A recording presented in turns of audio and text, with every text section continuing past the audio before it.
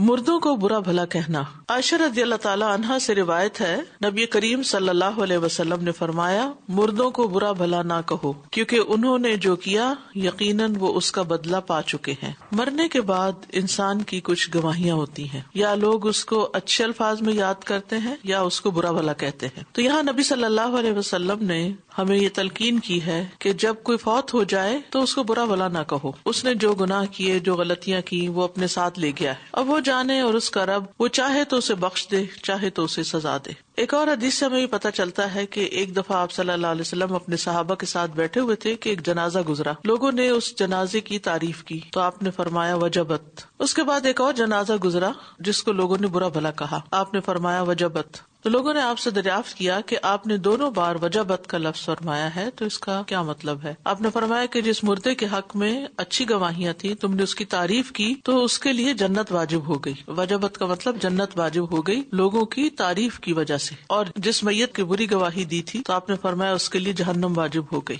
قرآن مجید میں آتا ہے کہ ہم یقیناً مردوں کو زندہ کریں گے، اور ہم لکھ رہے ہیں جو انہوں نے آگے بھیجا اور جو انہوں نے آثار چھوڑے۔ تو انسان کے پیچھے چھوڑے جانے والے آثار میں وہ گواہیاں بھی ہیں، وہ باتیں بھی ہیں جو لوگ اس کے بارے میں کہتے ہیں۔ اگر وہ نیک ہوتا ہے اور اچھی گواہیاں ہوتی ہیں تو یہ سب اس کی حسنات میں شامل ہو جاتی، یعنی مرنے کے بعد انسان کے نیک عمل تو بند ہو جاتے ہیں لیکن نیک عمل کی گواہی باقی رہتی ہے۔ اب اس میں بھی یہ دیکھا جاتا ہے کہ کون سچی بات کر رہا اور کون جھوٹا، کیونکہ بعض اوقات لوگ جھوٹی تعریفیں شروع کر دیتے ہیں۔ تو اگر کوئی شخص یہ چاہے کہ لوگ اس کی جھوٹی تعریفیں کریں بعد میں، تو میت کو قبر میں عذاب ہوتا ہے اور اس سے کہا جاتا ہے کہ کیا واقعی تو ایسا تھا؟ یہ جو تمہاری اتنی تعریفیں کر رہے ہیں تم ایسے ہی تھے؟ تو یہ وجہ کہ ہم دیکھتے ہیں کہ ابراہیم علیہ السلام نے دعا کی تھی وَاجْعَل لِي لِسَانَ صِدْقٍ فِي الْآخِرِينَ، کہ اللہ بعد والوں میں میری سچی ناموری رکھنا، سچی تعریف رکھنا، کیونکہ یہ بھی انسان کے لیے فائدہ مند نہیں کہ کوئی اس کے پیچھے اس کی جھوٹی تعریفیں کرے اور اس کے وہ وصف یا گن بیان کرے جو اس کے اندر ہے نہیں۔ تو اگین سارا معاملہ اسی پہ جا رکتا ہے کہ انسان اپنی زندگی میں لوگوں کے ساتھ کیا رویہ اختیار کرتا ہے، اور اللہ سبحانہ وتعالیٰ کے حقوق کتنے ادا کرتا ہے،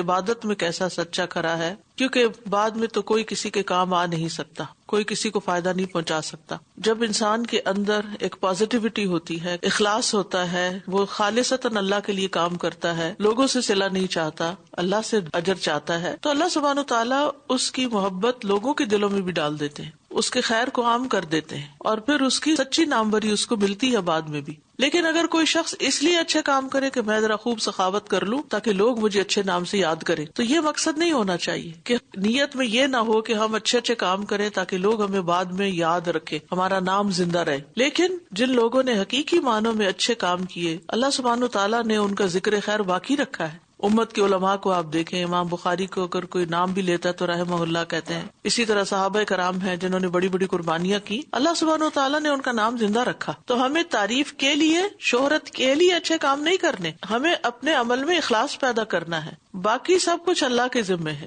جیسے رزق اللہ کے ذمے ہے کہ وہ رازق ہے، اسی طرح ہمارے بعد ہمیں لوگ کس نام سے یاد کرتے ہیں یہ بھی اللہ کے ہاتھ میں۔ ہمارا کام یہ ہے کہ ہم زیادہ سے زیادہ اخلاص کے ساتھ عمل صالح کرتے جائیں۔ جو لوگ ایمان لائے اور انہوں نے اچھے عمل کیے، اور اچھے عمل کے بھی دو شرائط ہیں نا، ایک اچھی نیت اور ایک سنت کی مطابق، تو ان کے لیے دلوں میں رحمان محبت ڈال دے گا۔ یہ آپ آرٹیفیشلی کہیں کریٹ نہیں کر سکتے، یہ محبت رزق ہوتا ہے جو اللہ کی طرف سے بندوں کو ملتا ہے، یہ اللہ ہی دلوں میں ڈالتا ہے۔ ہم اپنا کام کریں اور باقی اللہ کا کام اللہ کے حوالے۔ ہم اپنا کام یہ کریں کہ ہم اچھے اچھے کام کرتے رہیں، اور اللہ سبحانہ تعالیٰ بندوں کے دلوں میں خود ہی محبت ڈال دے گا اور ان کی گواہیاں ہمارے حق میں ہوں گی۔ بہرحال اس حدیث سے یہ پتہ چلتا ہے کہ کسی مرنے والے پہ لعنت نہیں کرنی چاہیے، اس کو گالی گلوچ نہیں کرنا چاہیے، اس کو بہت برے لفظوں سے یاد نہیں کرنا چاہیے، کیونکہ وہ اپنا کیا کرایا لے کے چلا گیا۔ مجاہد سے روایت ہے، وہ کہتے ہیں حضرت عائشہ نے فرمایا کہ یزید بن قیس نے جو کیا اللہ اس پہ لعنت کرے۔ انہوں نے کہا وہ تو فوت ہو چکا ہے۔ حضرت عائشہ نے فرمایا تو میں اللہ سے معافی چاہتی ہوں۔ بس ان لوگوں نے حضرت عائشہ سے کہا کہ آپ اس پر لعنت کیوں بھیج رہی تھی؟ پھر آپ کہتی ہیں میں اللہ سے معافی چاہتی ہوں۔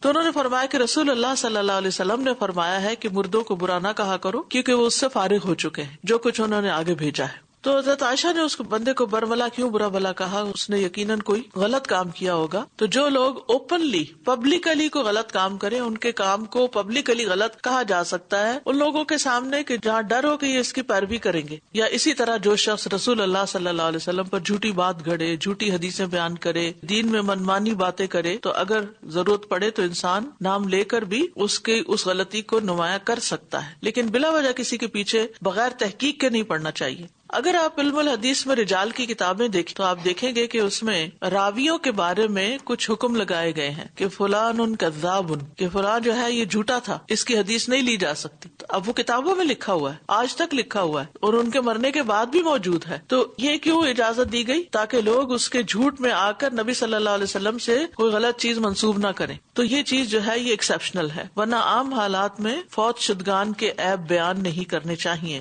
رسول اللہ صلی اللہ علیہ وسلم نے فرمایا جب تمہارا ساتھی فوت ہو جائے تو تم اس کو چھوڑ دو، اس کے عیب بیان نہ کرو. یعنی آپ کے اس سے اختلاف ہو سکتے ہیں، ذاتی کوئی رنجش ہو سکتی ہے، خاندانی ناراضگی ہو سکتی ہے، لیکن اب وہ فوت ہو گیا ہے تو اب اس کو جانے دو. ایک اور وجہ بھی ہے، اور وہ یہ کہ جس کا کوئی پیارا فوت ہو جائے اگر اس کے عیب بیان کیے جائیں تو اس کو تکلیف ہوتی ہے. مغیرہ بن شعبہ کہتے ہیں کہ رسول اللہ صلی اللہ علیہ وسلم نے فرمایا مردوں کو گالی دے کر زندوں کو تکلیف نہ پہنچاؤ، یعنی ان کے جو لواحقین ہیں، ان کے جو پیچھے لوگ ہیں، جو ان کے محبت کرنے والے ہیں، انہیں تکلیف ہوگی. اور جہاں تک یہ ہے کہ انہوں نے جو اچھے برے عمل کیے وہ ان تک پہنچ چکے ہیں، یعنی اب وہ قبر میں ہیں تو قبر میں ان کو اس کے مطابق جزا یا سزا مل رہی ہوگی. اسی طرح یہ بات بھی یاد رہے کہ کسی کے متعلق حتمی طور پہ یہ نہیں کہنا چاہیے کہ ضرور جنت میں جائے گا. آپ یقین سے کچھ بھی نہیں کہہ سکتے، وہ کہاں ہے کہاں نہیں، یہ علم الغیب سے تعلق رکھتا ہے. اس کے بارے میں صحیح بخاری میں ایک حدیث آتی ہے، ام علا الانصاریہ جو تھی ایک خاتون جنہوں نے نبی صلی اللہ علیہ وسلم سے بیعت کی تھی، وہ کہتی ہے کہ مکہ سے مہاجر آئے تھے تو عثمان بن مظعون ہمارے حصے میں آئے، چنانچہ ہم نے انہیں اپنے گھروں میں رکھا، لیکن وہ بیمار ہو گئے اور اسی میں وفات پا گئے. جب وفات کے بعد غسل دیا گیا اور کفن لپیٹ دیا گیا تو رسول اللہ صلی اللہ علیہ وسلم تشریف لائے. میں نے کہا ابو صاحب آپ پر اللہ کی رحمتیں ہوں،